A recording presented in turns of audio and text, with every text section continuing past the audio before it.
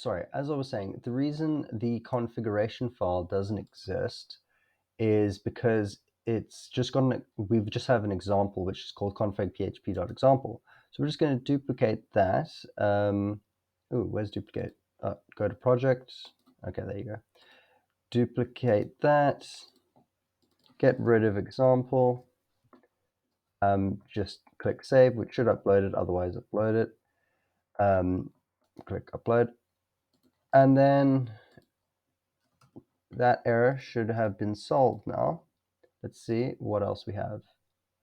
There is no database.php because there's an example one. Duplicate, get rid of example, save. Now it's going to say there's a connection error. Okay, let's create a database. Manage MySQL. Well, this is just the example when you're with Hetzner, what happens. Cool test. Okay, so I'm just gonna copy that into here, database. Our user is that. Our password's that. This database will most likely not exist when you see it. Add, and then I can get the server. I can put, where is the server meant to go? Oh, here, hostname, got it. Should be fine now. Now it's got an issue with the iron auth config, which is duplicate this. Okay, now what does it have issues with? Nothing. Cool, so by default we'll have these tables. What I would suggest is, sorry, let me introduce you. I call this databases, but strictly speaking, we only have one database.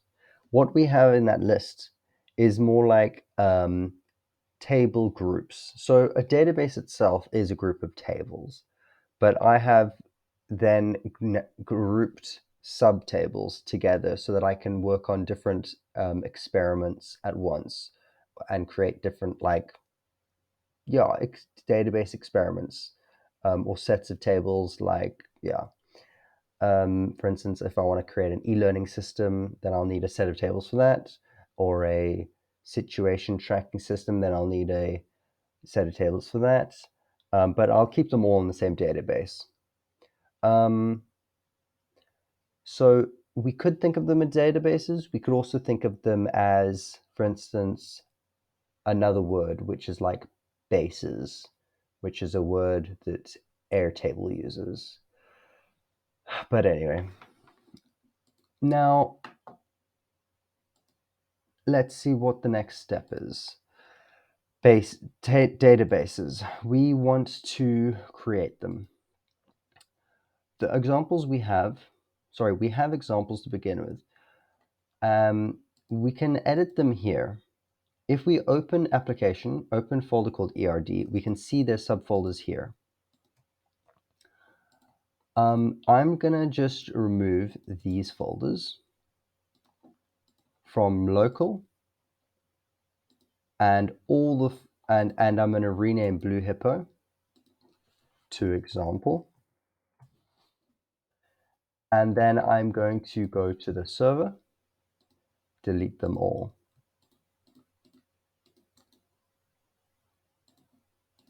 I'm just keeping one of them for us to reference, because when we create our database or base, we are going to use the example to reference.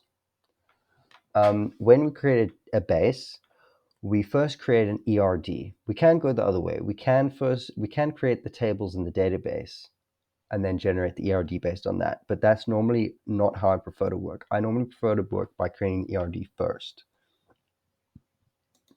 Okay, so we got our example, which is here.